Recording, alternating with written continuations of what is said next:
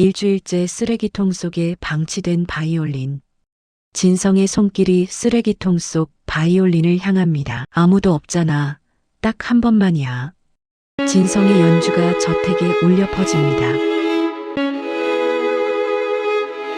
그때 윤태준 회장의 귓가에 바이올린 연주가 들려옵니다. 아니, 이 곡은? 윤태준 회장이 바이올린 선율을 쫓아 2층으로 올라옵니다. 윤태준 회장의 눈에 진성이 눈물을 흘리며 바이올린을 켜는 모습이 들어옵니다.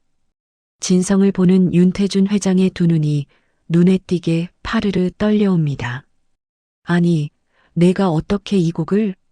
비천한 경호원의 손끝에서 터져나온 죽은 아들의 선율. 해고를 각오하고 금기를 깬 그의 연주는 24년간 멈췄던 저택의 시간을 송두리째 뒤흔들기 시작했습니다. 둥지극장에 오신 것을 환영합니다. 영화 시작 전 구독과 좋아요 꼭 눌러주시고 지금 어디서 보고 계신지 댓글로 안부 남겨주세요. 오늘 둥지극장에서의 시간이 여러분께 따뜻한 감동이 되길 바랍니다. 올해 24, 보통의 24 한국의 청년들이라면 대학교를 다니고 있을 시기이지만 성진은 이른 아침 출근 준비를 합니다. 한 달 전부터 윤태준 회장의 경호원이자 운전기사로 일하고 있습니다. 24살 청년의 얼굴이지만 눈빛만큼은 세월을 견뎌낸 사람처럼 깊고 무거웠죠. 새벽 6시 30분 진성은 면도기를 턱선에 대며 거울 속 자신을 바라봤습니다.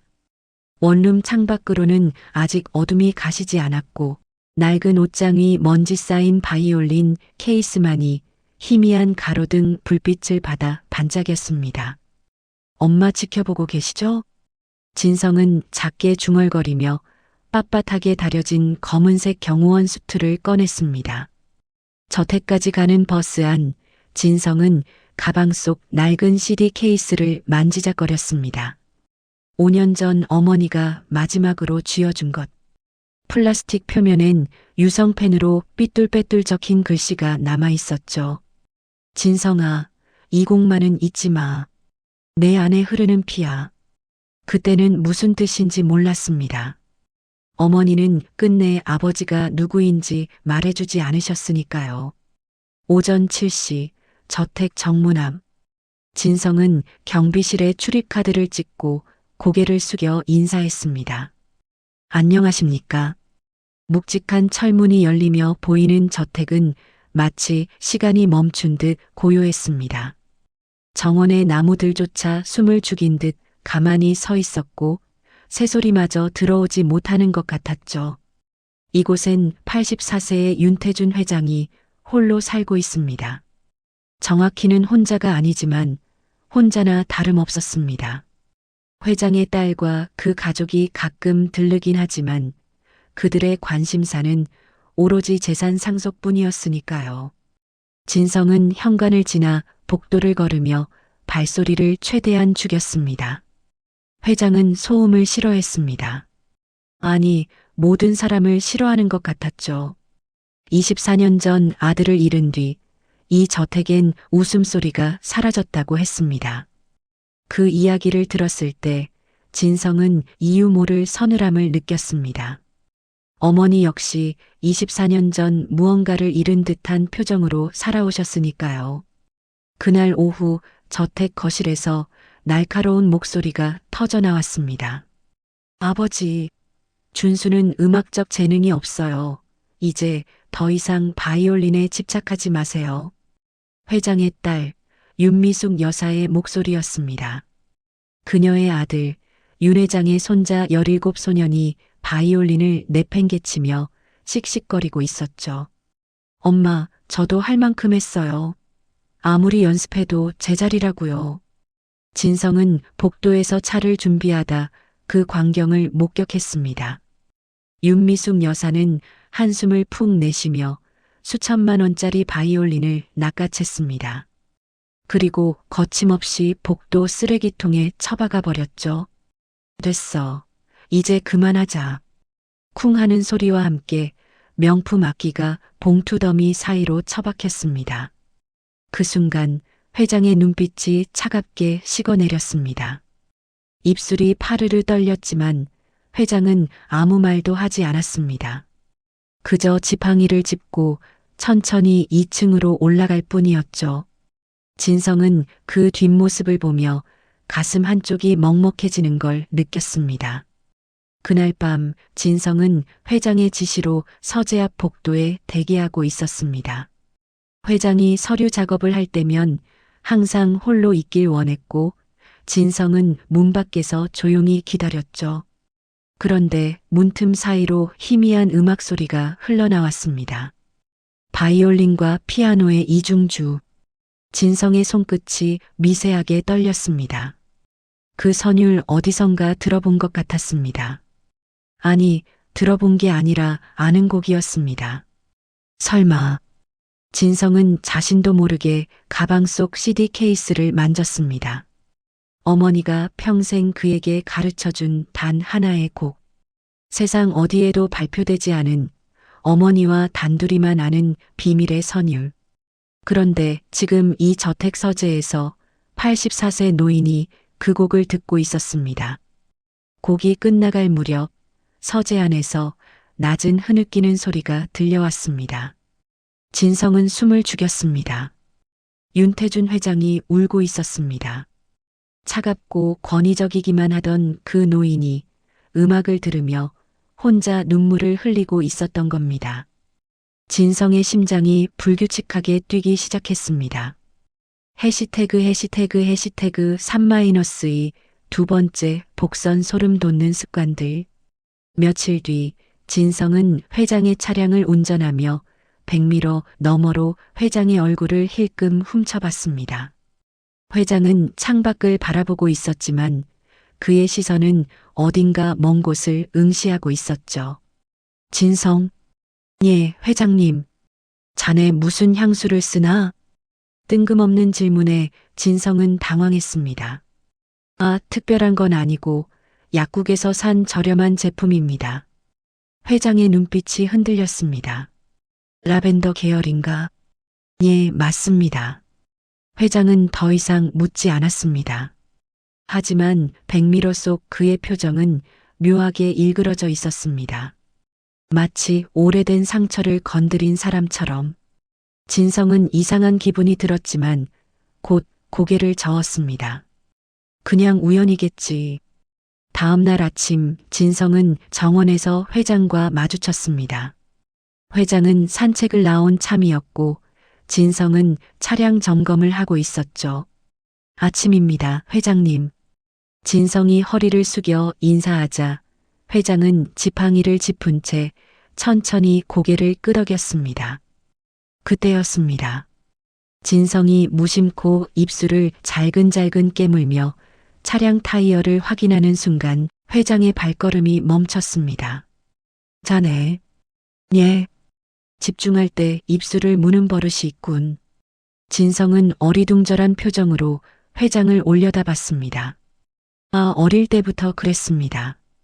어머니가 자주 지적하셨는데 고쳐지지 않네요. 회장의 손이 지팡이를 움켜쥔 채 하얗게 질렸습니다. 그는 아무 말 없이 돌아섰고 진성은 그 뒷모습을 멍하니 바라볼 수밖에 없었습니다. 주말 회장의 딸 윤미숙 여사의 가족이 저택을 방문했습니다. 정확히는 방문이라기보다 점검에 가까웠죠. 아버지, 요즘 건강은 어떠세요? 미숙 여사는 형식적으로 물었지만 그녀의 시선은 회장의 얼굴이 아닌 서재 쪽을 향하고 있었습니다. 괜찮네. 그나저나 아버지, 이번 주주총회 건은 생각해 보셨어요? 제가 이사로 들어가는 게 에헴. 듣지 않겠다는 윤 회장의 신호였죠. 미숙 여사는 입술을 깨물었지만 더 이상 말하지 않았습니다. 대신 그녀의 눈빛엔 불만이 가득했죠. 며칠 후 윤 회장의 지인 선물 준비로 집안이 분주합니다. 진성은 퇴근을 하려다 주방 아주머니를 도와 선물을 포장합니다. 보자기를 묶고 있는데 윤 회장이 주방으로 들어섭니다. 진성이 묵고 있는 매듭을 보며 윤 회장이 흠칫 놀랍니다. 회장은 주방 앞에 멈춰서서 벽에 손을 짚은 채 거친 숨을 몰아쉬고 있었습니다. 설마 그럴 리 없어. 회장의 중얼거림은 저택의 정적 속으로 스며들었습니다. 그날 밤 회장이 잠든 뒤 이번 달 안에 아버지를 설득해야 해. 주주들도 이미 내 편이야. 남편이 조심스럽게 물었습니다. 하지만 회장님이 아직 정정하신데 괜찮겠소? 정정하긴. 84세가 언제까지 버티겠어? 미숙 여사의 목소리는 차갑게 식어 있었습니다. 오빠가 죽은 지 24년이야. 이제 이 집안의 유일한 혈육은 나뿐이라고. 그녀는 서재 문손잡이를 돌렸지만 잠겨 있었습니다. 아버지는 맨날 저 방에만 틀어박혀서 대체 뭘 하시는 거야? 남편이 어깨를 으쓱했습니다. 돌아가신 도련님 생각하시는 거 아니겠소? 24년이 지났는데도 집착도 유분수지. 미숙 여사는 혀를 차며 돌아섰습니다. 복도 저 끝, 당직실 불빛이 희미하게 켜져 있었습니다. 진성이 야간 당직을 서고 있는 방이었죠. 그나저나 저 새로운 경호원, 뭔가 이상하지 않아? 이상하긴 뭐가? 아버지가 저 애를 자꾸 쳐다보시더라고. 뭔가 심상치 않은 눈빛으로. 남편은 피식 웃었습니다. 당신 피해망상 아니오? 그냥 젊은 사람 보기 좋으신 거겠지. 글쎄, 내 육감이 보통 안 틀리는데. 미숙 여사는 불안한 표정으로 계단을 내려갔습니다. 그날 밤 윤태준 회장은 잠들지 못하고 서재에 앉아 있었습니다. 책상 위엔 24년 전 사진 한 장이 놓여 있었습니다. 30살의 아들 윤재혁. 바이올린을 든 그의 얼굴엔 환한 미소가 번져 있었고 그 옆엔 피아노 앞에 앉은 여인 은수가 있었습니다. 회장은 떨리는 손으로 사진을 쓰다듬었습니다. 재혁아 미안하다. 그의 목소리는 쉰 듯 갈라져 있었습니다. 아빠가 너무 어리석었구나. 그는 서랍을 열어 낡은 CD를 꺼냈습니다. 아들이 죽기 직전 듣고 있던 곡, 세상에 단 하나뿐인 곡. 회장은 CD를 플레이어에 넣고 재생 버튼을 눌렀습니다. 바이올린과 피아노의 선율이 서재를 가득 채웠습니다. 아름답고 슬프고 절절한 사랑의 노래. 회장은 눈을 감았습니다. 그리고 며칠 전부터 자꾸만 떠오르는 한 청년의 얼굴을 떠올렸습니다. 진성, 그 청년의 손가락, 그 청년의 향수, 그 청년의 습관들. 설마. 회장은 고개를 저었습니다. 그럴 리 없어. 은수는 아무것도 모르고 떠났어. 재혁이가 죽었을 때 그녀는 이미 연락이 끊긴 상태였고, 하지만 가슴속 어딘가에서 작은 희망이 싹트고 있었습니다. 만약, 정말 만약에 은수가 임신한 줄 모르고 떠났다면? 그리고 그 아이가 지금. 아니야. 회장은 다시 고개를 저었습니다. 내가 미쳐가는 거야. 그 애는 그냥 경호원일 뿐이야. 하지만 그의 눈에선 멈출 수 없는 눈물이 흘러내렸습니다. 같은 시각, 당직실. 진성은 의자에 기대어 천장을 바라보고 있었습니다. 잠은 오지 않았습니다. 머릿속엔 자꾸만 서재에서 들었던 그 선율이 맴돌았습니다. 왜 회장님이 그 곡을 알고 계시지? 진성은 가방에서 CD를 꺼내 손에 쥐었습니다. 어머니의 글씨가 희미하게 빛났습니다. 진성아, 이 곡만은 잊지 마. 내 안에 흐르는 피야. 엄마 이게 대체 무슨 뜻이에요? 진성은 어머니의 얼굴을 떠올렸습니다. 항상 강했던 어머니. 가난해도 자존심 하나는 꺾지 않았던 어머니. 하지만 이 곡을 가르칠 때만큼은 눈물을 참으며 떨리는 목소리로 말씀하셨죠. 진성아, 너는 특별한 아이야. 절대 잊으면 안 돼. 진성은 CD 케이스를 가슴에 꼭 안았습니다. 엄마가 숨기신 게 뭔가요? 제 아버지는 누구예요? 그의 눈가에 이슬이 맺혔습니다. 며칠 뒤 윤미숙 여사는 한 고급 레스토랑에서 회사 주주 2명과 만났습니다. 윤 이사님, 회장님 건강이 요즘 어떠신가요? 주주 한 명이 조심스럽게 물었습니다. 미숙 여사는 와인 잔을 돌리며 미소 지었습니다. 84세 고령이시니 언제 무슨 일이 있어도 이상하지 않은 나이죠. 그렇다면 후계 구도는? 당연히 제가 물려받아야죠. 오빠는 24년 전에 돌아가셨고 이 집안의 유일한 혈육은 저뿐입니다. 다른 주주가 끼어들었습니다. 하지만 회장님께서 아직 명확한 의사표시를 안 하셨잖습니까? 곧 하실 겁니다. 제가 설득할 테니까요. 미숙 여사의 눈빛이 날카롭게 빛났습니다. 두 분께서는 그저 제 편에 서 계시면 됩니다. 그럼 모두에게 이익이죠. 주주들은 서로 눈빛을 교환했습니다. 그리고 천천히 고개를 끄덕였습니다. 미숙 여사는 만족스러운 미소를 지으며 와인을 홀짝였습니다. 아버지, 미안하지만 이건 제 인생이에요. 일주일이 흘렀습니다. 쓰레기통에 버려진 바이올린은 여전히 복도 한 구석에 방치되어 있었습니다. 아무도 가져가지 않았고 아무도 신경 쓰지 않았습니다. 진성은 매일 그 앞을 지나가며 가슴이 아팠습니다. 저렇게 귀한 악기를. 그날 오후 진성은 더 이상 참을 수 없어 바이올린을 집어들었습니다. 진성의 손가락이 현을 살짝 튕겼습니다. 땅, 맑은 소리가 복도에 울려 퍼졌습니다. 진성의 눈가가 뜨거워졌습니다. 5년 전 어머니가 돌아가신 후 한 번도 바이올린을 만져보지 못했습니다. 생계를 위해 악기를 전당포에 맡겨야 했고 음악은 그렇게 그의 인생에서 멀어졌죠. 엄마, 저 아직도 기억하고 있어요. 진성은 떨리는 손으로 바이올린을 턱에 댔습니다. 활을 쥐자 온몸의 세포가 깨어나는 것 같았습니다. 한 번만, 딱 한 번만. 진성은 주위를 둘러봤습니다.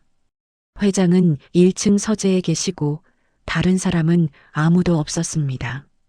그는 눈을 감았습니다. 그리고 천천히 활을 현 위에 올렸습니다. 해시태그 4단계 결심과 진입 마이너스 금기 2층 방의 바이올린 1180자.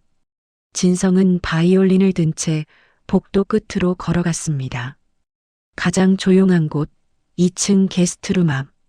이곳은 회장도 잘 올라오지 않는 공간이었습니다. 문을 열자 먼지 냄새와 함께 고요함이 그를 감쌌습니다. 창밖으론 저녁 노을이 지고 있었고 주황빛이 방 안을 부드럽게 물들였죠. 진성은 창가에 섰습니다.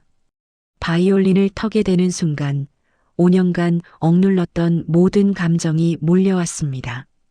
어머니의 마른 손, 병상에서 마지막으로 쥐어주신 CD, 그리고 떠나시기 직전 힘없이 속삭이셨던 말씀. 진성아, 넌 음악을 해야 해. 내 안엔 특별한 피가 흐르니까. 엄마. 진성의 눈가에 눈물이 고였습니다. 전 아직도 모르겠어요. 엄마가 왜 그렇게 말씀하셨는지. 그는 깊게 숨을 들이마셨습니다. 그리고 천천히 활을 움직였습니다. 처음엔 조심스럽게 마치 오래된 친구를 만지듯. 하지만 곧 그의 손은 기억을 되찾았습니다. 5년의 공백 따윈 존재하지 않았다는 듯 손가락은 현 위를 자유롭게 춤추기 시작했습니다. 그리고 그가 선택한 곡은 단 하나. 어머니가 마지막으로 주신 선물, 세상에 단 하나뿐인 그 선율. 진성은 눈을 감았습니다. 활이 현을 쓸어내리는 순간 저택 가득 음악이 피어올랐습니다. 슬프면서도 아름다운 사랑을 담은 노래. 진성은 온몸으로 연주했습니다. 어깨가 흔들렸고 발끝으로 박자를 맞췄으며 숨 쉬는 것조차 음악의 일부가 되었습니다. 이건 단순한 연주가 아니었습니다.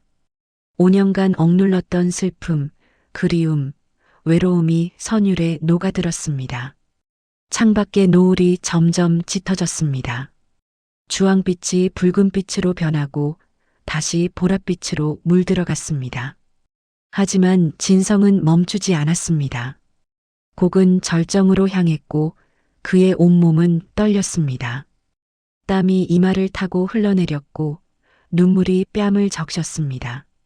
엄마, 제가 지금 연주하고 있어요. 엄마의 노래를. 마지막 음이 울려 퍼졌습니다. 길고 애절하고 끝없이 여운을 남기는 소리. 진성은 화를 내렸습니다. 저택은 다시 고요해졌습니다. 그는 바이올린을 가슴에 안은 채 무릎을 꿇었습니다. 어깨가 들썩였고 흐느낌이 터져나왔습니다. 엄마 보고 싶어요. 그의 목소리는 텅 빈 복도 안에 울려 퍼졌습니다. 하지만 그는 몰랐습니다. 복도 저끝, 계단 입구, 백발의 노인이 지팡이를 쥔 채 굳어 있다는 것을. 윤태준 회장의 두 눈은 믿을 수 없다는 듯 크게 떠져 있었고 그의 손은 계단 난간을 쥔 채 하얗게 질려 있었습니다. 입술이 파르르 떨렸지만 어떤 소리도 나오지 않았습니다. 회장은 방금 들은 선율을 알고 있었습니다. 24년 전 아들이 마지막으로 남긴 그 곡. 세상에 단 두 사람만 알고 있어야 할 비밀의 노래. 그런데 지금 이 저택에서 한 청년의 손끝에서 그 곡이 흘러나왔습니다. 회장의 눈에서 눈물이 주르륵 흘러내렸습니다. 제여가. 그의 입술이 떨렸습니다. 저 아이는 도대체 누구? 진성은 눈물을 닦으며 천천히 일어섰습니다. 엄마, 오늘은 제대로 연주한 것 같아요. 그의 목소리는 아직 떨리고 있었지만 표정만큼은 평온했습니다. 5년 만에 다시 잡은 악기, 5년 만에 다시 부른 노래. 그것은 그에게 위로였고 엄마와의 재회였습니다. 진성은 바이올린을 들고 문을 열었습니다. 복도는 어둑했습니다. 해가 완전히 지면서 복도엔 비상등만 희미하게 켜져 있었죠. 진성은 계단 쪽으로 걸어가려다 멈칫했습니다. 계단 입구에 누군가 서 있었습니다. 심장이 쿵 내려앉았습니다. 윤태준 회장이었습니다. 백발의 노인은 지팡이를 짚은 채 그를 똑바로 바라보고 있었습니다. 하지만 그 눈빛은 진성이 지금까지 본 적 없는 눈빛이었습니다. 차갑지도 권위적이지도 않았습니다. 그저 텅 비어 있었습니다. 아니, 텅 빈 게 아니라 너무 많은 감정이 뒤섞여 있어서 무엇 하나 표현할 수 없는 눈빛이었습니다. 진성은 황급히 허리를 숙였습니다. 죄송합니다, 회장님. 제가 함부로. 그 곡. 회장의 목소리가 복도에 울렸습니다. 낮고 갈라진 목소리였습니다. 그 곡을 어디서 배웠나? 진성의 등에 식은땀이 흘렀습니다. 그게 저는. 대답하게. 회장의 목소리에 힘이 실렸습니다. 하지만 그것은 분노가 아니었습니다. 간절함이었습니다. 진성은 고개를 들었습니다. 회장의 눈가가 붉게 충혈되어 있었고 뺨엔 눈물 자국이 남아 있었습니다. 84세 노인이 울고 있었습니다. 진성의 가슴이 먹먹해졌습니다. 저희 어머니가 가르쳐 주신 곡입니다. 어머니? 회장의 목소리가 떨렸습니다. 자네 어머니의 성함이 뭔가? 진성은 잠시 망설였습니다. 하지만 이 순간 거짓말을 할 수 없었습니다. 유은수입니다. 쿵. 회장의 지팡이가 바닥에 떨어졌습니다. 노인의 다리가 휘청거렸고 진성은 황급히 달려가 그를 부축했습니다. 회장님, 은수라고 했나? 회장의 손이 진성의 팔을 움켜쥐었습니다. 힘이 없어 보이던 노인의 손은 놀랍도록 강했습니다. 유은수 피아니스트 유은수가 자네 어머니란 말인가? 진성은 놀란 눈으로 회장을 바라봤습니다. 회장님이 저희 어머니를 아십니까? 회장은 대답하지 않았습니다. 그의 입술만이 파르르 떨리고 있었습니다. 잠시 아무도 말하지 않았습니다. 복도 끝 시계 초침 소리만 또각또각 울릴 뿐이었습니다. 그리고 회장의 입에서 한마디가 흘러나왔습니다. 자네는 몇 살인가? 24입니다. 회장의 눈이 커졌습니다. 그의 손이 진성의 얼굴로 천천히 올라갔습니다. 떨리는 손끝이 진성의 눈가를, 코를, 입술을 훑쳤습니다. 24년 전, 회장의 목소리는 이제 거의 속삭임에 가까웠습니다. 자네 생일이 언제인가? 3월 15일입니다. 회장의 몸이 크게 흔들렸습니다. 그는 진성의 어깨를 붙잡은 채 그대로 주저앉았습니다. 회장님, 진성이 무릎을 꿇고 회장을 부축했습니다. 하지만 회장은 진성의 얼굴을 놓치지 않았습니다. 그는 울먹이는 목소리로 물었습니다. 자네 아버지는 누군가? 진성의 표정이 굳었습니다. 모릅니다. 어머니께서 끝내 말씀해주지 않으셨습니다. 회장의 눈에서 또다시 눈물이 흘러내렸습니다. 은수가 혼자. 그는 고개를 떨구었습니다. 진성은 무슨 일이 벌어지고 있는지 알 수 없었습니다. 왜 회장이 자신의 어머니를 아는지, 왜 회장이 자신의 나이와 생일을 묻는지, 왜 회장이 이렇게 무너져 내리는지. 회장님, 저희 어머니를 어떻게 아십니까? 진성의 물음에 회장은 천천히 고개를 들었습니다. 그리고 떨리는 목소리로 대답했습니다. 은수는 내 아들이 사랑한 여인이었네. 시간이 멈췄습니다. 진성의 눈이 크게 떠졌습니다. 네. 24년 전 내 아들 윤재혁은 은수를 사랑했지. 회장의 목소리는 고통으로 일그러져 있었습니다. 하지만 나는 그 사랑을 짓밟았네. 진성의 머릿속이 하얗게 비워졌습니다. 엄마가 사랑했던 사람, 그 사람의 아버지가, 그리고 내 아들은 은수가 떠난 지 한 달 뒤, 회장의 목소리가 끊겼습니다. 스스로 목숨을 끊었네. 마이너스. 해시태그 6단계 변곡점 마이너스 들킴. 숨이 멎은 회장 830자. 진성은 뒷걸음질을 쳤습니다. 그게 무슨... 그의 목소리가 떨렸습니다. 회장은 벽에 기댄 채 천천히 일어섰습니다. 84세의 윤 회장은 지금 당장이라도 쓰러질 것 같았지만 그는 지팡이를 다시 집어들며 버텼습니다. 자네 어머니 은수는 내 아들이 죽은 사실을 몰랐을 거야.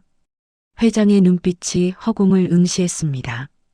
내가 그녀를 쫓아냈을 때 임신한 줄 몰랐겠지. 아들도 몰랐을 테고. 진성의 입술이 바짝 말랐습니다. 그럼 설마 자네가... 회장의 시선이 다시 진성에게 고정되었습니다. 자네가 그 아이라면... 둘 사이에 정적이 흘렀습니다. 복도의 시계 소리만이 무심하게 초를 세고 있었습니다. 똑똑똑. 진성의 심장도 그 리듬에 맞춰 뛰었습니다. 아니, 더 빠르게 뛰었습니다. 아닙니다. 진성이 고개를 저었습니다. 그럴 리 없습니다. 저는 그냥 경호원일 뿐입니다. 그 곡. 회장이 다시 물었습니다. 그 곡은 세상에 발표된 적이 없네. 오직 두 사람만 알고 있었지. 내 아들 재혁과 은수. 진성의 얼굴이 창백해졌습니다.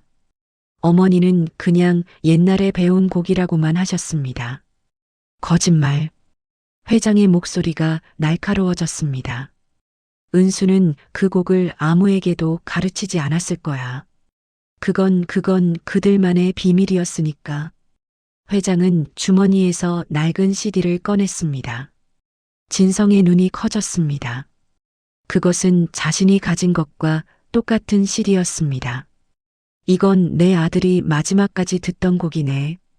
회장이 CD를 들어 보였습니다. 세상에 단 두 장만 존재하지. 하나는 내가 갖고 있고 그의 시선이 진성의 가방으로 향했습니다. 다른 하나는 은수가 가져갔겠지. 진성은 본능적으로 가방을 움켜쥐었습니다. 회장이 한 걸음 다가왔습니다. 보여주게. 자네가 가진 CD를. 저는 보여주게. 회장의 목소리에 절박함이 묻어났습니다. 진성은 떨리는 손으로 가방을 열었습니다. 그리고 낡은 CD 케이스를 꺼냈습니다. 어머니의 손글씨가 적힌 그 케이스를. 회장은 그것을 받아들고 한참을 바라봤습니다. 진성아, 이 곡만은 잊지 마. 내 안에 흐르는 피야. 회장의 손이 부들부들 떨렸습니다. DNA 검사를 하세. 회장이 단호하게 말했습니다. 내일 당장 병원에 가세. 그리고 그의 목소리가 떨렸습니다. 제발 제발 내 아들의 핏줄이길 내 손자이길. 회장은 더 이상 말을 잇지 못했습니다. 84세 노인은 그 자리에 주저앉아 흐느껴 울었습니다. 진성은 그 모습을 보며 가슴이 무너져 내리는 걸 느꼈습니다. 어머니가 평생 숨겨온 비밀, 자신이 평생 궁금해하던 아버지, 그리고 지금 눈앞에서 무너져 내리는 한 노인. 모든 퍼즐이 맞춰지기 시작했습니다. 그때였습니다. 아버지. 계단 아래에서 날카로운 목소리가 울려 퍼졌습니다.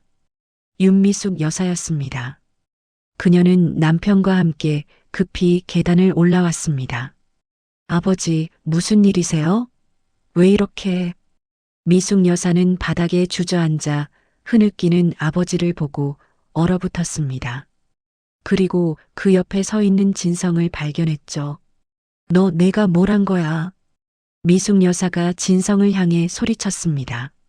아버지한테 무슨 짓을 한 거냐고. 아닙니다. 저는 당장 물러서. 미숙 여사는 진성을 밀쳐내고 아버지를 부축했습니다. 아버지, 정신 차리세요. 회장은 딸의 손을 뿌리쳤습니다. 건드리지 마.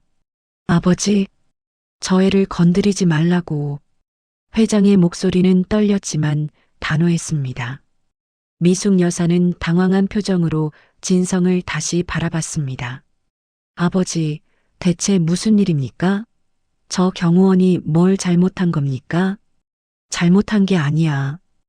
회장은 지팡이를 짚고 천천히 일어섰습니다. 저 아이는. 아버지, 말씀하세요.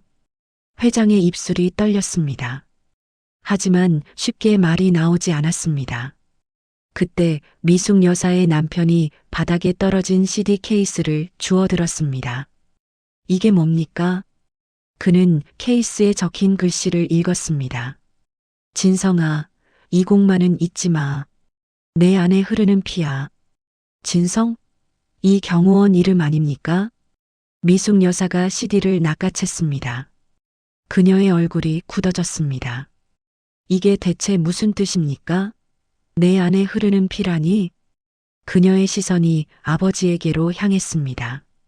아버지 설마. 미숙아. 회장이 입을 열었습니다. 내일 병원에 갈 거야. 이 아이와 나 둘이서. 무슨 소리세요? DNA 검사를 할 거란 말이다. 미숙 여사의 얼굴이 새하얗게 변했습니다. DNA 검사요? 왜요? 왜 하필 저 애랑? 이 아이는. 회장의 목소리가 떨렸습니다. 재혁이의 아들일지도 모르니까. 정적이 흘렀습니다. 미숙 여사의 입이 떡 벌어졌습니다. 뭐라고요? 오빠의 아들이라고요? 그녀는 믿을 수 없다는 표정으로 진성을 훑어봤습니다. 말도 안 돼요. 오빠는 24년 전에 돌아가셨잖아요. 재혁이가 사랑했던 여인 은수가 이 아이의 어머니야. 회장이 조용히 말했습니다. 그리고 이 아이는 24살이지. 미숙 여사는 휘청거렸습니다. 남편이 황급히 그녀를 부축했습니다. 여보, 진정해요. 진정하라고요? 지금 이게 무슨 상황인지 알아요? 미숙 여사의 목소리가 날카로워졌습니다. 저 애가 정말 오빠의 아들이라면 상속권이. 닥쳐. 회장의 고함이 복도를 울렸습니다. 이게 지금 돈 문제냐? 아버지한테는 아닐지 몰라도 저한테는 문제예요. 미숙 여사가 소리쳤습니다. 24년 동안 저는 이 집안의 유일한 자식으로 살아왔어요. 그런데 갑자기 어디서 굴러온 놈이 손자라고요? 미숙아, 안 돼요. 절대 안 됩니다. 미숙 여사는 진성을 향해 손가락질했습니다. 당신 지금 사기치려는 거지? 회장님 재산 노리고. 아닙니다. 진성이 조용히 말했습니다. 저도 이 상황이 믿기지 않습니다. 믿기지 않긴. 얼마나 치밀하게 준비한 거야? CD까지 만들어가지고. 그만해, 미숙아. 회장이 지팡이로 바닥을 쳤습니다. 이 CD는 재혁이가 직접 만든 거야. 세상에 단 2장뿐이지. 그걸 어떻게 증명합니까? 미숙 여사의 남편이 끼어들었습니다. 회장님, 냉정하게 생각하셔야 합니다. 혹시 이 청년이 어디선가 정보를 입수해서. 입 닥쳐. 회장의 눈빛이 차갑게 식었습니다. 내 아들의 곡을 그 누가 흉내낼 수 있겠나? 나는 들었어. 이 아이가 연주하는 걸. 회장은 진성을 바라봤습니다. 재혁이의 손놀림이 그대로 살아있었네. 그 숨결, 그 박자, 그 떨림까지. 그건 연습하면 되는 거 아닙니까? 미숙 여사가 악을 썼습니다. 아버지, 정신 차리세요. 저 애는 그냥 경호원이에요. 경호원이 아니야. 회장이 중얼거렸습니다. 내 손자야 재혁이의 아들이라고. 증거도 없이 어떻게 그렇게 확신하세요? 그럼 증거를 만들면 되지 않겠나? 회장이 소리쳤습니다. 내일 당장 병원 가서 검사하면 끝나는 일 아닌가. 미숙 여사는 이를 악물었습니다. 좋아요. 검사하세요. 그녀의 눈빛이 차갑게 빛났습니다. 하지만 결과가 음성으로 나오면 저 애는 사기죄로 고소할 겁니다. 미숙아. 그리고 만약. 미숙 여사는 진성을 똑바로 바라봤습니다. 만약 양성으로 나온다 해도 24년 동안 나타나지 않았던 사람이 갑자기 나타나서 권리를 주장할 순 없을 겁니다. 진성은 아무 말도 하지 않았습니다. 그저 고개를 숙인 채 주먹을 쥐고 있을 뿐이었습니다. 미숙 여사는 남편의 팔을 잡고 돌아섰습니다. 아버지, 내일 검사 결과 나오면 연락 주세요. 그때 다시 얘기하죠. 그녀는 계단을 내려가며 중얼거렸습니다. 말도 안 돼, 절대 안 돼. 복도에 다시 정적이 흘렀습니다. 회장과 진성, 단둘만 남았습니다. 회장은 떨리는 손으로 진성의 어깨를 잡았습니다. 미안하네, 내 딸이 너무 심했어. 괜찮습니다. 진성의 목소리는 담담했습니다. 이해합니다. 저라도 그랬을 겁니다. 진성, 회장님. 진성이 고개를 들었습니다. 그의 눈에는 눈물이 그렁그렁 맺혀 있었습니다. 저는 정말 아무것도 바라지 않습니다. 재산도 지위도. 그의 목소리가 떨렸습니다. 저는 그냥 제 아버지가 누구였는지만 알고 싶었습니다. 회장의 가슴이 먹먹해졌습니다. 그래, 알게 될 거야. 그는 진성을 꼭 껴안았습니다. 내일이면 모든 게 밝혀질 거야. 다음 날 아침 진성과 윤태준 회장은 서울 중심가의 대형 병원에 도착했습니다. VIP 전용 엘리베이터를 타고 올라가는 내내 둘은 한마디도 나누지 않았습니다. 진성은 손을 꼭 쥔 채 바닥만 바라봤고 회장은 지팡이에 온 힘을 실은 채 천장을 응시했습니다. 엘리베이터 문이 열렸습니다. 윤태준 회장님, 이쪽으로 오십시오. 하얀 가운을 입은 의사가 공손히 안내했습니다. 체열실로 들어간 진성은 팔을 걷어 올렸습니다. 간호사가 알코올 솜으로 피부를 닦았고 차가운 감촉이 전해졌습니다. 따끔할 거예요. 주사 바늘이 혈관을 찔렀습니다. 진성은 붉은 피가 주사기로 빨려 들어가는 모습을 멍하니 바라봤습니다. 이렇게 정말 가족을 찾게 되는 것일까? 그의 눈가가 뜨거워졌습니다. 옆방에서는 회장 역시 체열을 하고 있었습니다. 84세 노인의 혈관은 가늘고 약했지만 의사는 조심스럽게 바늘을 찔렀습니다. 회장님, 결과는 일주일 정도 소요됩니다. 하루 안에 나오게 해. 회장의 목소리는 단호했습니다. 돈은 얼마가 들든 상관없네. 의사는 잠시 망설이다 고개를 끄덕였습니다. 최선을 다하겠습니다.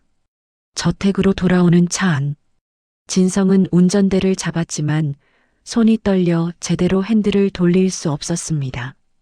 진성. 회장이 뒷좌석에서 조용히 불렀습니다. 예, 회장님. 오늘은 자네가 쉬게. 다른 기사를 부르지. 아닙니다. 괜찮습니다. 고집 부리지 말게. 회장의 목소리는 부드러웠습니다. 자네도 많이 힘들 테니까. 진성의 눈가가 붉어졌습니다. 회장님. 그리고 진성. 회장은 잠시 말을 멈췄습니다. 결과가 어떻게 나오든 자네를 내쫓지 않을 거야. 진성은 100m 너머로 회장의 얼굴을 바라봤습니다. 회장의 눈빛은 진심으로 가득했습니다. 고맙습니다. 진성의 목소리가 떨렸습니다. 같은 시각 시내 한 고급 법률사무소. 윤미숙 여사는 변호사와 마주 앉아 있었습니다. 그러니까 만약 DNA 검사가 양성으로 나온다면? 변호사는 서류를 넘기며 신중하게 말했습니다. 법적으로는 직계손자로 인정됩니다. 하지만 24년간 부양 관계가 전혀 없었고 회장님께서 그 존재를 모르셨다는 점을 입증하면 상속 비율을 조정할 여지는 있습니다. 미숙 여사의 눈빛이 날카로워졌습니다. 그럼 완전히 배제할 순 없다는 거군요? 네. 혈연 관계가 증명되면 최소한의 권리는 인정될 수밖에 없습니다. 미숙 여사는 이를 악물었습니다. 변호사님, 다른 방법은 없습니까? 예를 들면 검사 결과를 조작한다거나. 변호사는 고개를 저었습니다. 불가능합니다. 회장님께서 직접 의뢰하신 병원이고 워낙 유명한 곳이라 그런 시도는 오히려 역효과를 낼 겁니다. 미숙 여사는 한숨을 푹 내쉬었습니다. 그럼 저 애가 정말 오빠의 아들이라면 저는 어떻게 되는 겁니까? 부인께서는 여전히 회장님의 딸이십니다. 상속권은 유지됩니다. 다만 변호사는 잠시 말을 멈췄습니다. 회장님께서 유언을 어떻게 작성하시느냐에 따라 달라질 수 있습니다. 미숙 여사의 얼굴이 굳어졌습니다. 그날 밤 회장은 서재에 홀로 앉아 있었습니다. 책상 위엔 24년 전 사진들이 펼쳐져 있었습니다. 젊은 아들 윤재혁의 웃는 얼굴, 바이올린을 든 그의 모습, 그리고 그 옆에 앉은 여인, 은수. 회장은 떨리는 손으로 사진을 쓰다듬었습니다. 재혁아. 그의 목소리는 갈라져 있었습니다. 아빠가 너무 어리석었구나. 아버지, 저는 은수를 사랑합니다. 30살의 윤재혁은 아버지 앞에 무릎을 꿇었습니다. 제발 저희 결혼을 허락해 주십시오. 당시 60세였던 윤태주는 차갑게 아들을 내려다봤습니다. 안 된다. 왜입니까? 은수는 훌륭한 피아니스트입니다. 저와 음악적으로도 완벽하게 맞고 그 여자 집안이 뭐하는 집안이냐? 회장의 목소리는 냉랭했습니다. 변변한 재산도 없고 배경도 없지 않느냐? 아버지, 사랑의 배경이 무슨 상관입니까? 상관 있지. 회장이 책상을 쳤습니다. 우리 윤가는 3대째 음악 명문가다. 내 할아버지는 국립교향악단 지휘자셨고 나는 이 나라 최고의 음악재단을 운영하고 있어. 그래서요? 그런 집안에 변변찮은 여자를 며느리로 들릴 순 없다. 재혁의 눈에 눈물이 고였습니다. 아버지 은수는 변변찮은 사람이 아닙니다. 내 눈에만 그렇게 보이는 거야. 회장은 돌아섰습니다. 다시는 그 여자 얘기 꺼내지 마라. 당장 헤어져. 안 됩니다. 재혁이 소리쳤습니다. 저는 은수 없이 살 수 없습니다. 그럼 이 집안을 떠나라. 회장의 목소리는 차갑게 식어 있었습니다. 그 여자를 선택하느냐, 이 집안을 선택하느냐. 둘 중 하나다. 재혁은 떨리는 목소리로 대답했습니다. 은수를 선택하겠습니다. 회장의 눈빛이 흔들렸습니다. 하지만 그는 곧 표정을 굳혔습니다. 좋아. 그럼 나가라. 다신 내 앞에 나타나지 마라. 아버지, 나가. 며칠 뒤 회장은 은수를 직접 찾아갔습니다. 작은 원룸, 낡은 피아노가 놓인 공간. 은수는 회장을 보고 황급히 일어섰습니다. 회장님, 앉아요. 회장은 차갑게 말했습니다. 길게 얘기하지 않겠소. 내 아들과 헤어지시오. 은수의 얼굴이 창백해졌습니다. 무슨 말씀이신지. 내 아들에게는 밝은 미래가 있소. 하지만 당신과 함께라면 그 미래는 없어. 회장은 책상 위에 수표를 놓았습니다. 이걸로 새 출발하시오. 그리고 다신 재혁이 앞에 나타나지 마시오. 은수는 수표를 보지도 않았습니다. 그녀는 고개를 들어 회장을 똑바로 바라봤습니다. 저는 재혁 씨를 사랑합니다. 사랑? 회장이 비웃었습니다. 사랑으로 밥 먹고 사나? 사랑이 있으면 가난도 이겨낼 수 있습니다. 순진한 소리 마시오. 회장의 목소리가 높아졌습니다. 당신은 내 아들을 가난하게 만들 거요. 재능을 썩힐 거요. 그리고 결국 후회하게 될 거요. 은수의 눈에 눈물이 고였습니다. 회장님은 사랑해 보신 적 없으신가 봅니다. 뭐? 진정한 사랑은 상대를 가두는 게 아니라 날개를 달아주는 겁니다. 회장은 코웃음을 쳤습니다. 그래서 당신이 내 아들한테 날개를 달아줄 수 있다는 거요? 모르겠습니다. 은수의 목소리가 떨렸습니다. 하지만 최선을 다할 겁니다. 허튼 소리. 회장이 책상을 쳤습니다. 당신은 내 아들을 망칠 거요. 당장 헤어지시오. 은수는 고개를 저었습니다. 죄송합니다. 할 수 없습니다. 회장의 눈빛이 차갑게 식었습니다. 그래요. 그럼 어쩔 수 없군. 그는 돌아서며 마지막 한마디를 던졌습니다. 당신이 내 아들과 함께 있는 한 나는 재혁에게 단 한 푼도 주지 않을 거요. 그리고 그는 문 앞에서 멈춰 섰습니다. 음악계에서도 발붙이지 못하게 만들 거요. 당신도 내 아들도. 은수의 얼굴이 새하얗게 변했습니다. 일주일 뒤 은수는 재혁에게 작별을 고했습니다. 은수야, 무슨 소리야? 우리 함께 가기로 했잖아. 재혁이 은수의 손을 잡았습니다. 하지만 은수는 손을 뿌리쳤습니다. 미안해요, 재혁 씨. 저는 더 이상 못하겠어요. 왜? 무슨 일 있어? 당신 아버지가 맞아요. 은수의 목소리는 떨렸습니다. 저는 당신을 가난하게 만들 거예요. 재능을 썩게 만들 거예요. 그런 거 상관없어. 우리 함께 이겨내면 돼. 안 돼요. 은수가 소리쳤습니다. 저는 당신한테 짐이 되고 싶지 않아요.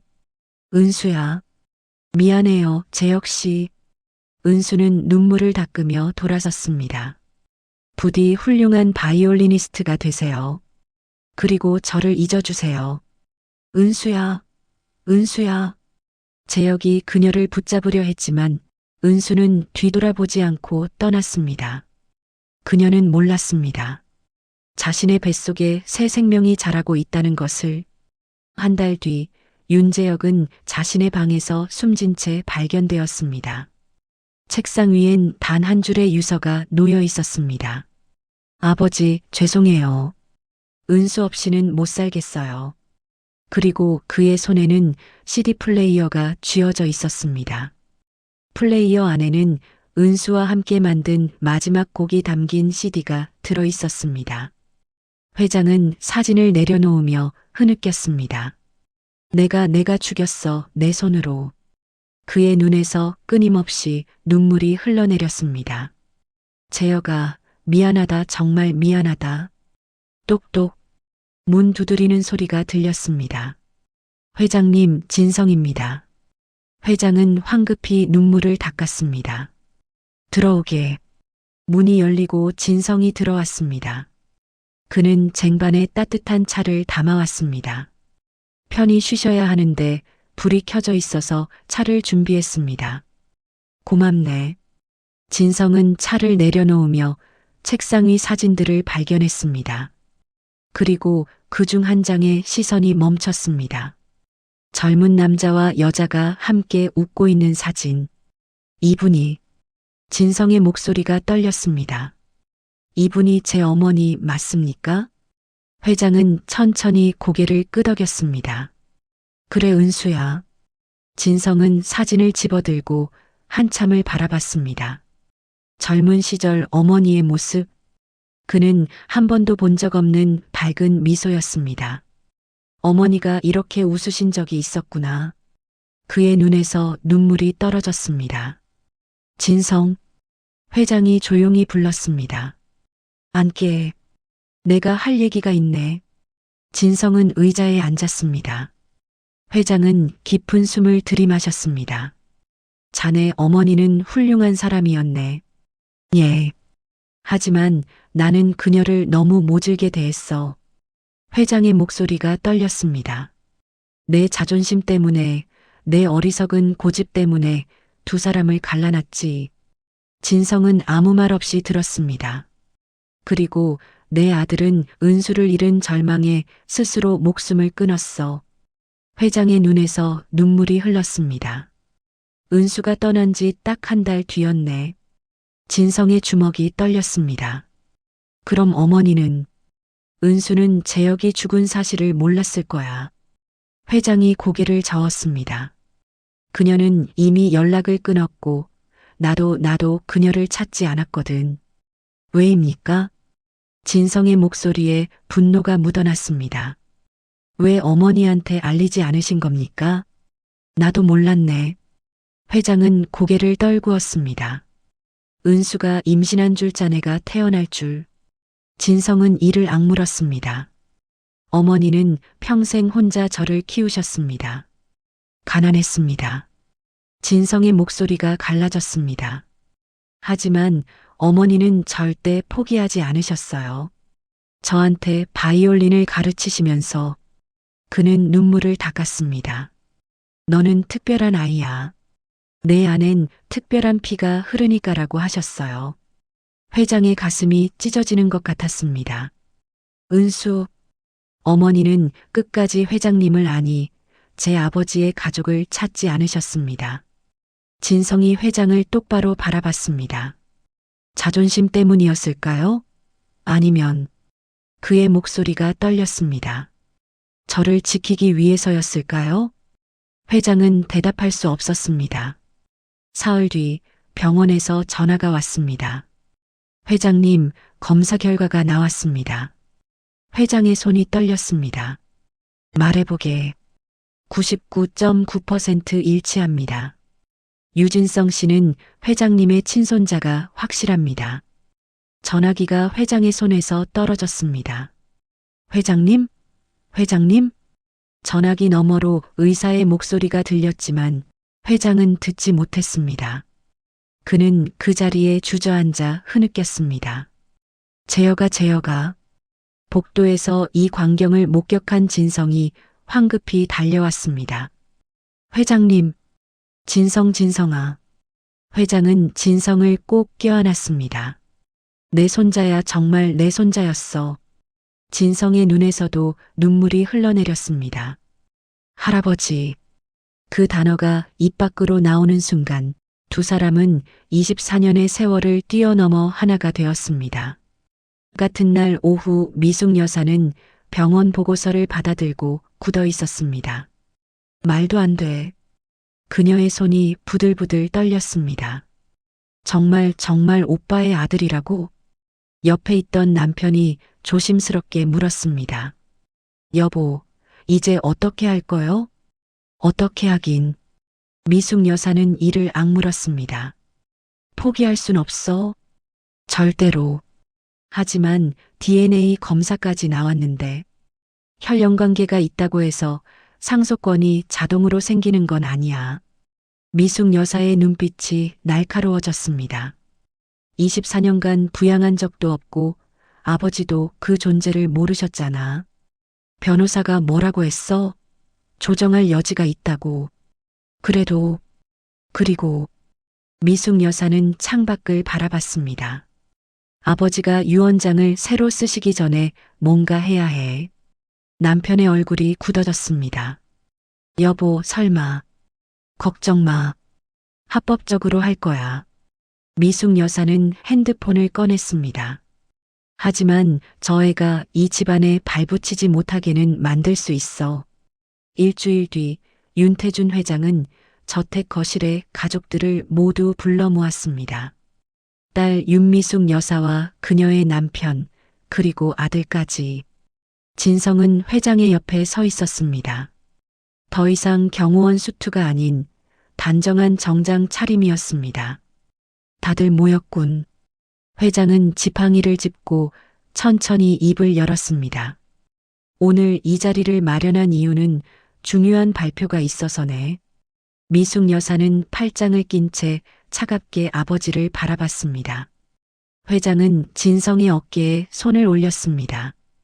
유진성. 본명은 윤진성이네. 그의 목소리가 떨렸습니다. 이 아이는 내 아들 윤재혁의 친아들이자 나의 친손자로 확인됐네. 거실에 무거운 침묵이 흘렀습니다. 미숙 여사의 남편이 기침을 했고 손주는 이해할 수 없다는 표정으로 진성을 바라봤습니다. DNA 검사 결과 99.9% 일치했네. 회장은 서류를 테이블 위에 내려놓았습니다. 이제부터 진성은 이 집안의 정식 일원이야. 아버지. 미숙 여사가 입을 열었습니다. 혈연관계는 인정합니다. 하지만 그녀의 시선이 진성에게로 향했습니다. 24년간 이 집안과 아무런 관계없이 살아온 사람을 갑자기 가족이라고 받아들이기엔 쉽지 않네요. 미숙아. 회장의 목소리가 낮아졌습니다. 그건 내 잘못이네. 내가 은수를 쫓아내지 않았다면, 내가 재혁이를 지켜줬다면. 그는 눈을 감았습니다. 진성이는 이 집안에서 태어나 사랑받으며 자랐어야 했어. 하지만 현실은 그렇지 않았잖아요. 미숙 여사가 날카롭게 말했습니다. 죄송하지만 저는 쉽게 받아들일 수 없습니다. 그럼 받아들이지 않아도 되네. 회장의 목소리는 단호했습니다. 하지만 진성은 내 손자고 이 집안의 상속자 중 한 명이야. 이건 변할 수 없는 사실이네. 미숙 여사의 얼굴이 굳어졌습니다. 늦은 오후 진성은 정원을 거닐었습니다. 가슴이 답답했습니다. 내가 정말 이 자리에 있어도 되는 걸까? 그때 뒤에서 목소리가 들렸습니다. 진성아. 회장이었습니다. 회장님, 아니 할아버지. 진성은 여전히 그 호칭이 어색했습니다. 회장은 진성 옆에 섰습니다. 두 사람은 잠시 말없이 정원을 바라봤습니다. 미안하네. 회장이 먼저 입을 열었습니다. 미숙이가 자네를 힘들게 해서. 아닙니다. 진성이 고개를 저었습니다. 이해합니다. 저라도 그랬을 것 같습니다. 회장이 미소 지었습니다. 은수를 닮았어. 그 사람도 항상 남을 먼저 생각하는 사람이었지. 진성의 눈가가 뜨거워졌습니다. 할아버지 어머니는 정말 행복하셨을까요? 회장은 잠시 말을 잇지 못했습니다. 모르겠네. 그의 목소리가 떨렸습니다. 하지만 은수는 자네를 낳았고 키웠어. 그게 그 사람에게는 행복이었을지도 모르지. 진성은 눈물을 닦았습니다. 저는 어머니가 평생 후회하시며 사셨을까봐 두려웠습니다. 아니야. 회장이 진성의 어깨를 잡았습니다. 은수는 자네를 보며 웃었을 거야. 그리고 재혁이를 떠올렸겠지. 그는 진성의 얼굴을 바라봤습니다. 자네 눈빛이 재혁이랑 똑같거든. 진성은 더 이상 참지 못하고 흐느꼈습니다. 회장은 그런 손자를 꼭 껴안았습니다. 이제 됐네. 이제는 혼자가 아니야. 할아버지, 나도 혼자가 아니고. 회장의 목소리도 떨렸습니다. 24년 만에 내 아들을 다시 만난 것 같아. 그날 밤 회장은 변호사를 불렀습니다. 유언장을 새로 작성하겠네. 알겠습니다, 회장님. 변호사가 노트북을 펼쳤습니다. 재산의 절반은 진성에게. 회장이 또박또박 말했습니다. 나머지 절반은 미숙에게. 그리고 그는 잠시 멈췄습니다. 회사의 이사직은 진성이 맡게 하고 음악재단은 진성이 운영하도록 하게. 회장님, 하지만 윤진성 씨는 아직 경영 경험이. 배우면 되네. 회장이 단호하게 말했습니다. 그 아이는 내 아들의 피를 이었어. 재혁이만큼 음악을 사랑하고 재혁이만큼 순수하지. 변호사는 고개를 끄덕였습니다. 알겠습니다. 작성하겠습니다. 며칠 뒤 미숙 여사는 아버지를 찾아갔습니다. 아버지, 할 말이 있습니다. 말해보게. 저는. 미숙 여사는 잠시 망설였습니다. 진성을 받아들이기로 했습니다. 회장의 눈이 커졌습니다. 정말인가? 네. 미숙 여사는 깊게 숨을 들이마셨습니다. 쉽지 않습니다. 솔직히 아직도 받아들이기 어렵습니다. 하지만 그녀의 목소리가 떨렸습니다. 아버지가 행복해 보이세요. 24년 만에 처음으로. 회장의 눈가가 붉어졌습니다. 미수가, 그리고 진성도 나쁜 아이는 아닌 것 같습니다. 미숙 여사가 작게 미소 지었습니다. 오빠를 닮아서 그런지 착하더군요. 회장은 딸의 손을 잡았습니다. 고맙다, 미수가. 정말 고맙구나. 미숙 여사는 아버지의 손을 꼭 쥐며 고개를 끄덕였습니다. 하지만 이 행동이 회장의 마음을 얻기 위한 그녀의 묘수였음을 회장은 알지 못했죠.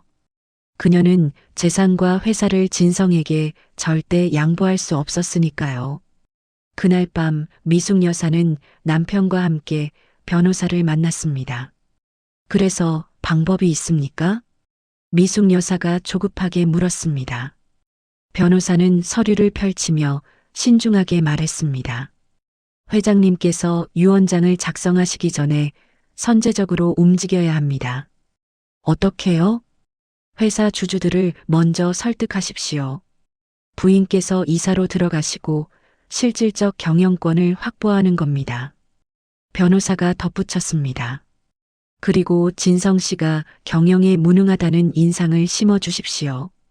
그러면 회장님께서도 재산은 물려주시더라도 회사는 부인께 맡기실 겁니다. 미숙 여사의 눈빛이 날카로워졌습니다. 계속 말씀해 보세요. 진성 씨는 음악가입니다. 경영 경험이 전무하죠. 이걸 부각시키십시오. 변호사는 계속했습니다. 그리고 회장님께 부인께서 얼마나 헌신적으로 회사를 돌봐왔는지 보여드리십시오. 그러면 아버지도 현실적으로 판단하시겠군요. 미숙 여사가 고개를 끄덕였습니다. 좋아요. 그렇게 하죠.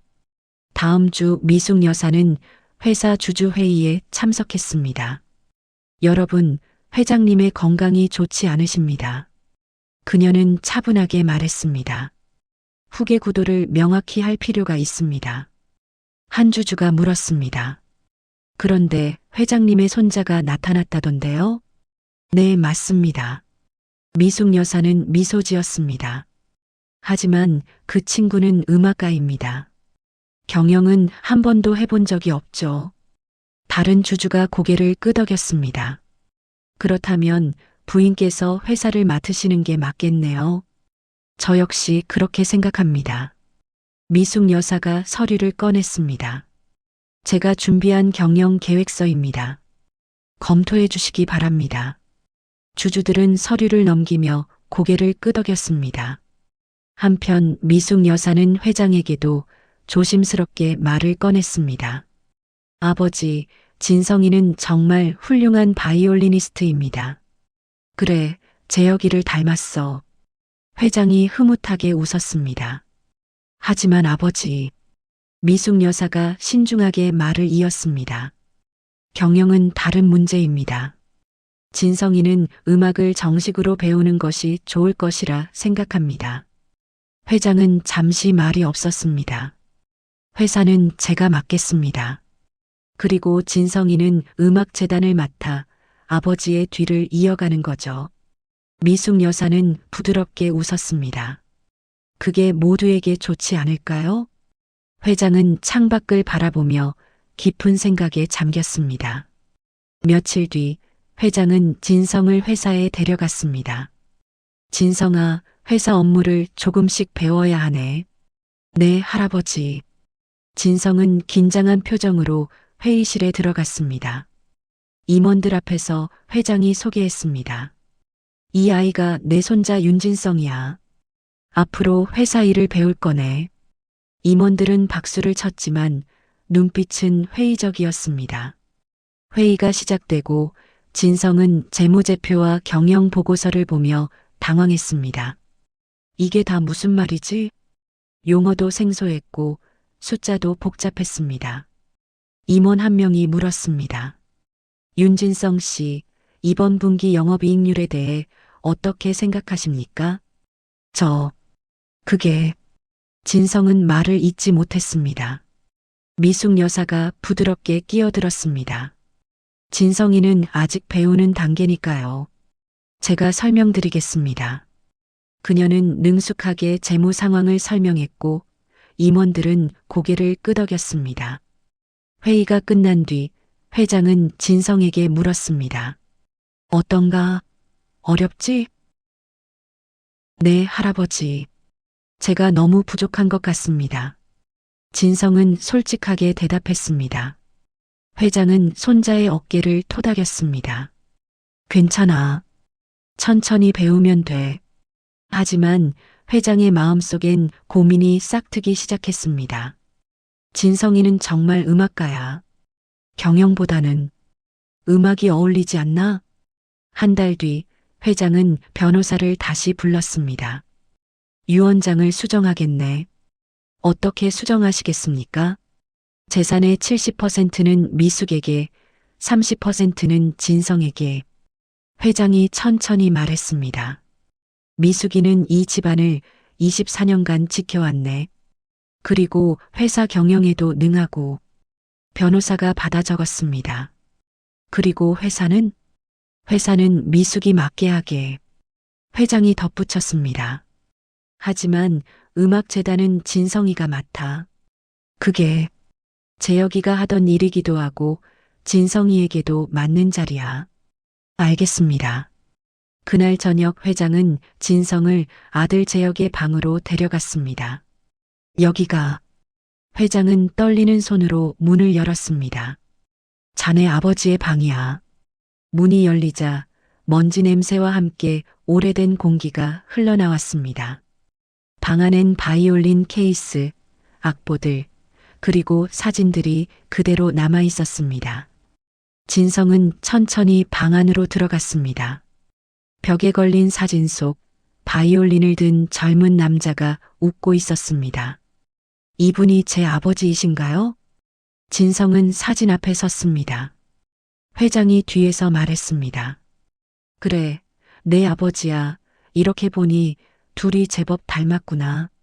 진성아, 이 방을 진성이 방으로 새로 고쳐줄 테니 들어와서 나와 함께 살 수 있겠나? 늙은이가 많이 외로워서 그래.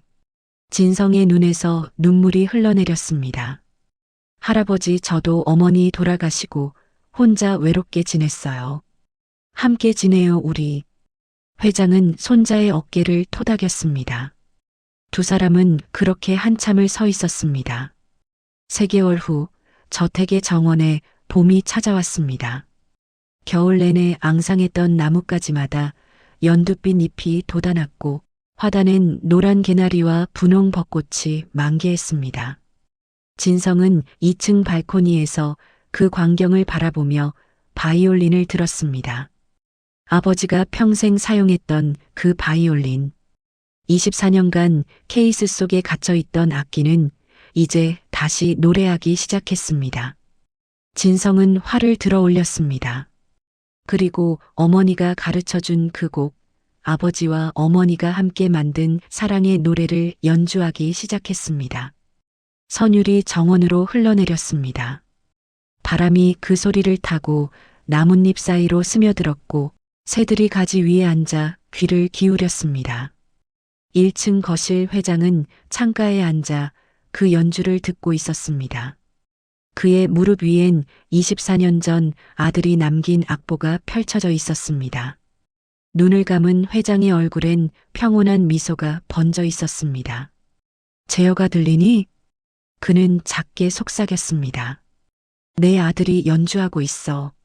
너랑 똑같이 하니 너보다 더 아름답게. 회장의 눈가에 이슬이 맺혔습니다. 하지만 이번엔 슬픔의 눈물이 아니었습니다. 진성은 어머니와 아버지의 음악적 천재성을 물려받은 수재였습니다. 미혼모였던 형편 때문에 그에 걸맞는 교육을 받지 못했을 뿐, 성진은 이제 대학교에 진학하기 위해 바이올린을 켭니다.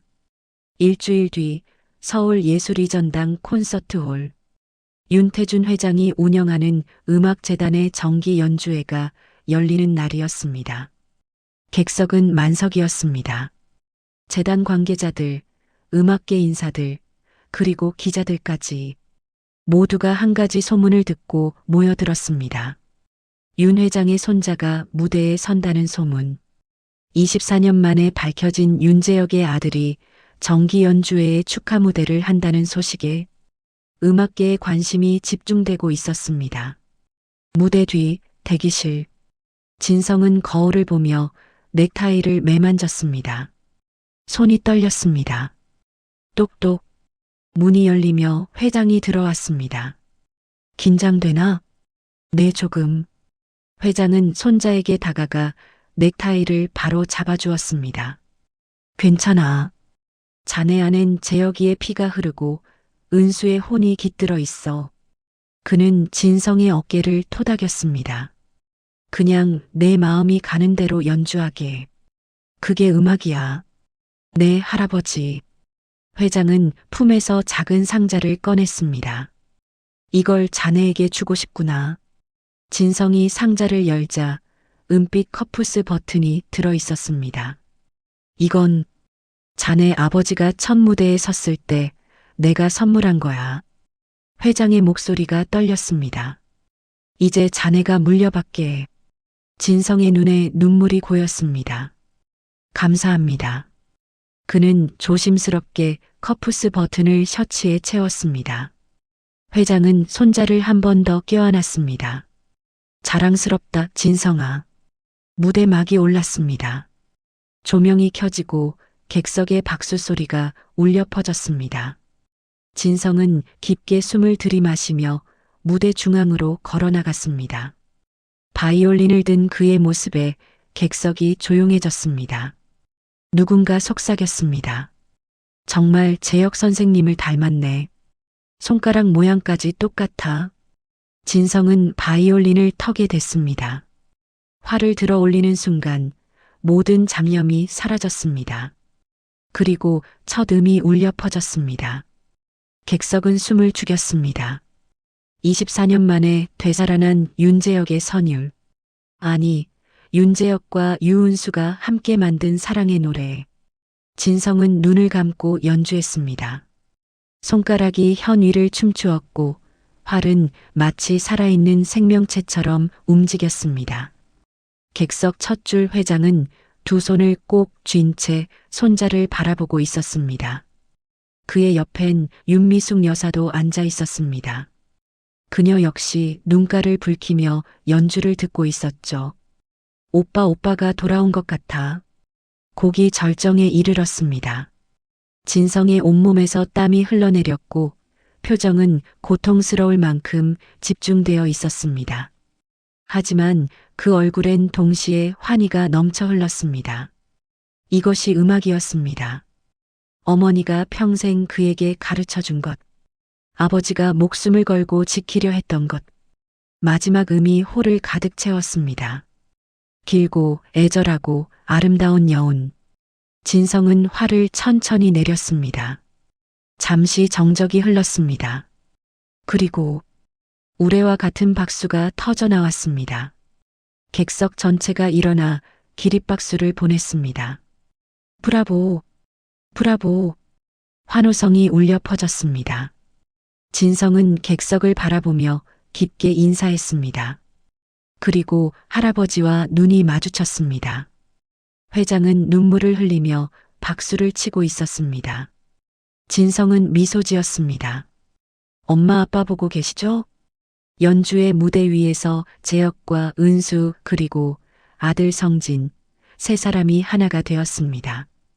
그리고 그 무대를 보는 윤 회장, 그는 이제야 아들 부부에게 진정한 용서를 받은 것만 같습니다. 둥지극장이 준비한 오늘의 영화는 어떠셨나요? 영상이 마음에 드셨다면 구독과 좋아요로 따뜻하게 응원해주세요. 여러분의 삶이 외롭고 적적할 때 가장 먼저 생각나는 친구 같은 둥지극장이 되겠습니다. 귀한 시간 내어 끝까지 함께 해주셔서 고맙습니다. 지금까지 둥지극장이었습니다.